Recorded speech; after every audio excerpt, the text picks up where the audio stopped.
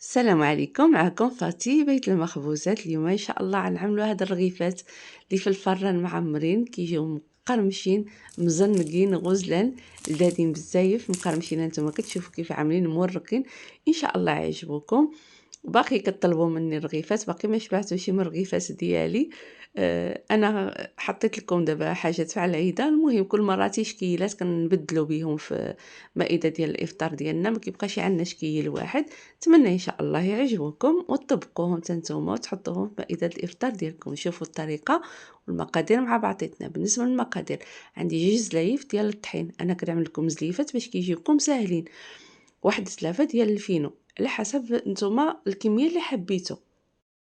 كنزيد هنايا واحد معلقه ديال السكر، الملح على حسب الذوق، ولا نتوما معلقه صغيره، وجوج معالق كبارين ديال الخل. كتسقسيوني على الخل، كنقول لكم كيقرمش وفي نفس الوقت ما كيخليش العجينه تقطع لنا ملي كنكونوا كنطلقوها.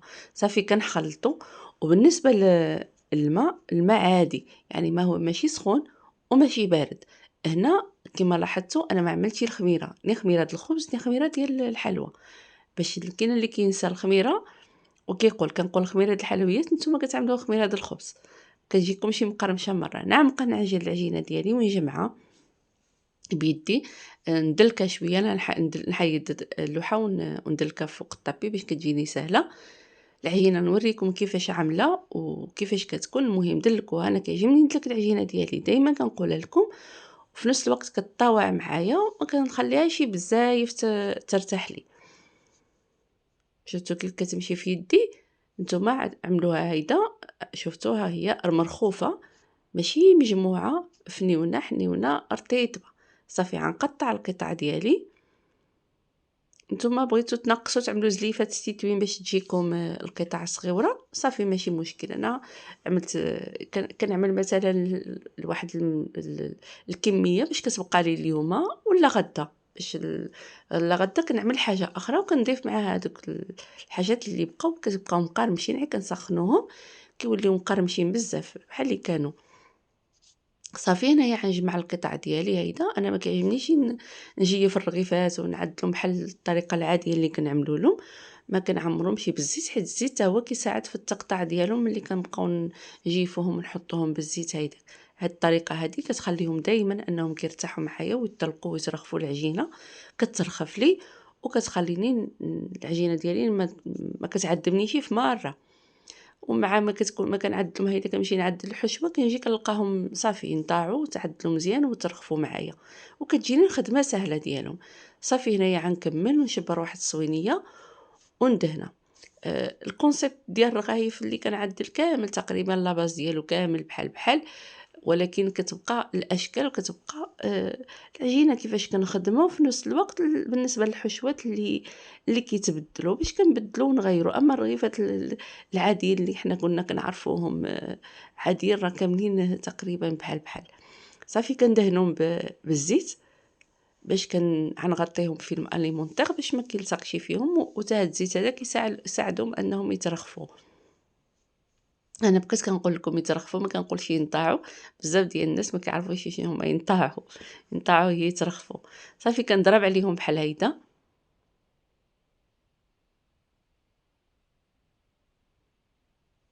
كاملين بيهم، وديك الساعات نغطيهم بفيلم اليمونتير باش ما كيتشرقنوا ليش من الفوق. انا الرغيفات ديالي كنفشهم مزيان مزيان باش كيخرجوا لي مزيانين ومقرمشين. الرغيفات ديالي راه مقرمشين فيهم الهضره بحالي، يعني انا فيا الهضره بزاف وكيتقرمشوا بزاف فيهم الصداع بزاف. صافي ونحطهم ونمشي نعدل الحشوه ديالي. بالنسبه للحشوه انا هادو نعملهم هنا يرتاحوا. بالنسبه للحشوه انا مابقاش نطيب معكم ونعاود ونشحر. قطع ديال الدجاج هما قطعتهم طريطفات ستيتوين. نعمل ليهم مليحه اليبزر ونعمل عليهم شويه زويته. المهم الزيت، بالنسبه للزيت بغيتو تحبيتو تعملوا زيت العود عملوا زيت العود. صافي غنحطهم فوق البوطه ونشحرهم. شحرهم حتى كيبيض ديك الدجاج ما كيبقى ليش. هيداك هنا عملوا واحد معلقه ديال الخل هيدا كي حبيتو.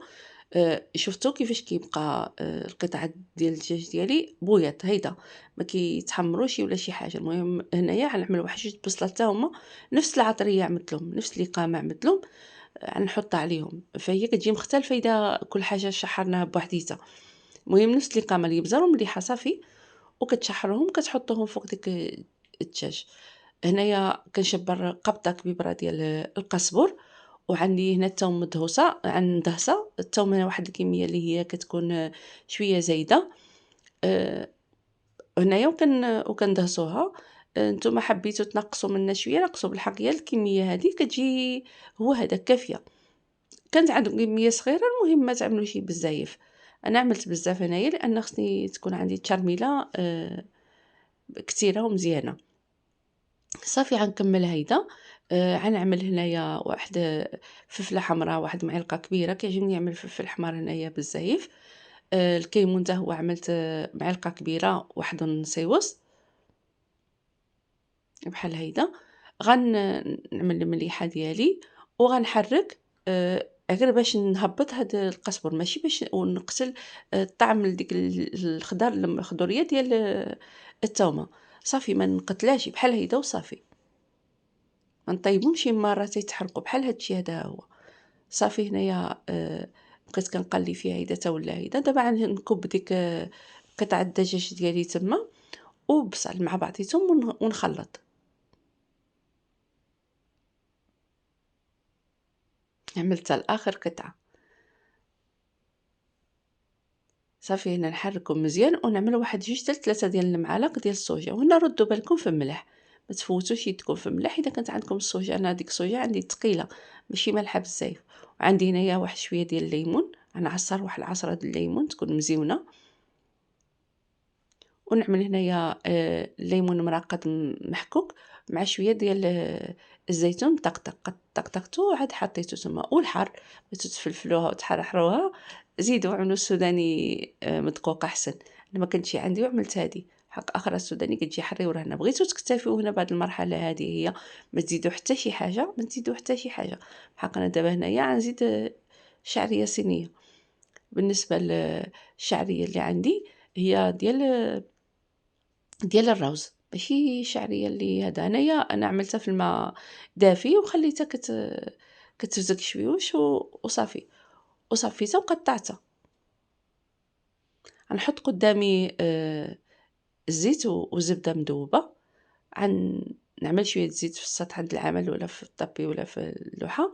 هادي كيقولوا لي هاد اللوحه ما شريتها من ايكيا. تما كيشريوها يعني تما موجوده. ما كايناش شي مطهر بالنسبه لطنجه. هنايا ما عندناش ايكيا، عندنا كيتيا. هذه تما كيشريوها، كانت بروموسيون وشريتها. صافي كنطلق العجينه ديالي وكنعمل الزبده. دابا ولاو موجودين في كل مطعم، ما كاينش شي مطعم اللي ما موجودينش فيها. صافي نعدل الرغيفه ديالي عادي. انا قلت لكم الرغايف هما شكل واحد في الاول كنعدلو، في الاخر كنبقاو نشكلوا منهم وصافي. هادشي هذا معروف. وبنيتات اللي باقي يدخلوا الكوزينه ما كيعرفوش وصافي باش كنعدل لهم هادشي هذا هو. وكنقترحوا شكيلات اللي هما مزيونين باش كنوعوا في الطبله ديالنا ما كيبقاش عندنا نفس الشكل.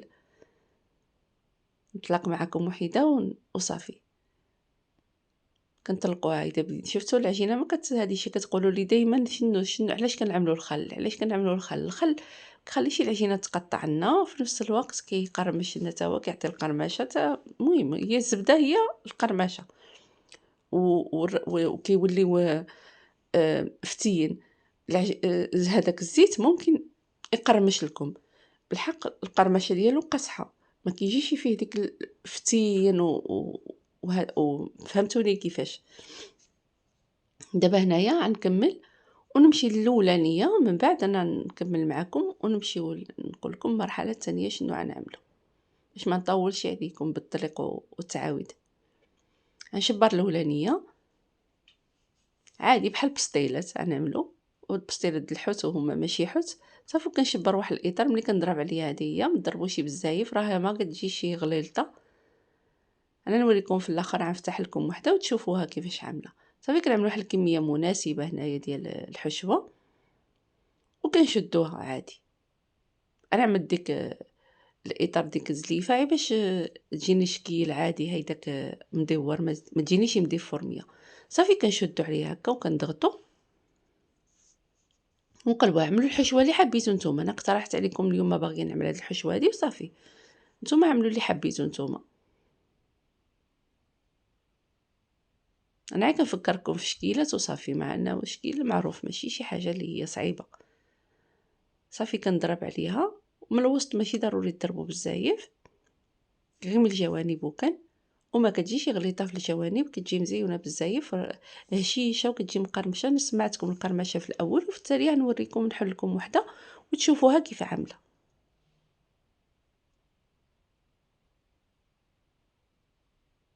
صافي بحال هيدا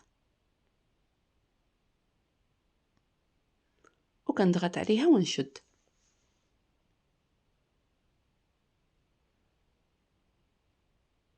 صافي كنتحفهم وندورهم هيدا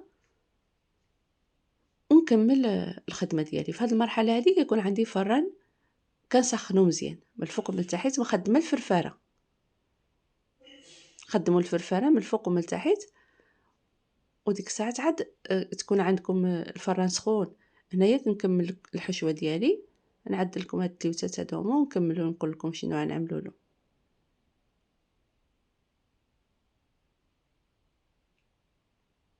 صافي وكنشد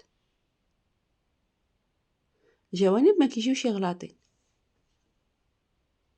حيت العجينه كترخف ومهويه، الطبقات كيجيو بيناتهم.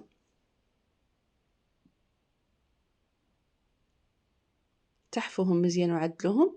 بالنسبه لي انا كنشبر وحيده وكنعملها، كنقطع الشرائط واحد الكويره، كنقطع الشرائط. هذا مجرد تزيين باش كنوعوا في الطاوله ديالنا، ما كيبقاوش عندنا نفس الشكل. حبيتوا اي وحدين من ديك الرغيفات اللي سبق لي عدلت لكم عدلوهم. دابا انا وريت لكم كيفاش. صافي نعملوا اشرطه بحال هيدا ونجمعوهم. هذا هو الشكل. ونعملوا واحد الزيتونه في الوسط، عملوا طوماط سوريز ولا عملوا زيتونه بيضاء خضراء، هو هذاك اللي حبيته. صافي نعملوهم في الصينيه. الا بغيتو تعملوا هيدا وجاتكم هذيك صعيبه، اعملوا هيدا، عملوا اشرطه من تحت عاد حطوها وبقاو تجمعوهم عليها. بغيتو شي تعملوهم طوالين بزاف ما ماشي ضروري. المهم انا قلت لكم شكل وانتم عليكم كيفاش عاد تعملوا لهم، كيفاش عاد بغيتو تشكلوهم. صافي نعملوا ديك الزيتونه تما ولا طوماط سوريس كتجي مزيونه، ولا اللوزه اللي حبيتو. نعملوهم في الصينيه ونشبر شويه واحد صفاد بيض ونعملو مع شويه ديال الصوجه، ونبدا نيطالي من الفوق، ندهن القطع ديال الرغيفات. انا نعاود لكم الفران سخون مزيان مزيان مزيان 250 درجه من الفوق ومن تحت بالفرفره اولا بلا فرفره. ومن بعد ندخلهم الفران وكنخليهم واحد 5 دقائق هما في الوسط، يعني ما مشعولين ومشعولينهم من الفوق ومن التحت حتى كيتنتفخوا. ملي كتشوفوا منتفخوا وما بقاش العجينه، ديك الساعات عاد كنهبطوا درجه الحراره 150 هيداك 160 وكنشعلوا عليهم عين من التحت، وعاد كنرجعوا نحمروهم من الفوق حتى كياخذوا اللوين مزيون بشويه عليهم، عليها كيجيو محمرين مزنقين هيداك. وبالنسبه للفران ديال الكاس فانتوما كتشعلوا عليهم غير من التحت مباشره وكتخليوهم حتى كيتحمروا، عاوتاني كتشعلوا عليهم من الفوق منهم حتى كيخرجوا هيدا مزنقين مزيونين غزلان. شفتوا على اللوين فيهم كيحمق، شفتوا لي اللوين كيف عامل. والمذاق ما نقول لكمش، يجيب لكم الله د الحوت. دابا هاد الحشوه هادي المهم كلشي كيعرف انا نحل لكم من داخل ديك الساعات ونوريكم كيفاش عاملين. شوفوا كيفاش كيجيو مرقين مرقين مره، يعني ما كيجيوش غلاطين. نتمنى ان شاء الله يعجبكم وتطبقوهم حتى نتوما. شكرا لكم، الى فيديو قادم ان شاء الله، مع السلامه.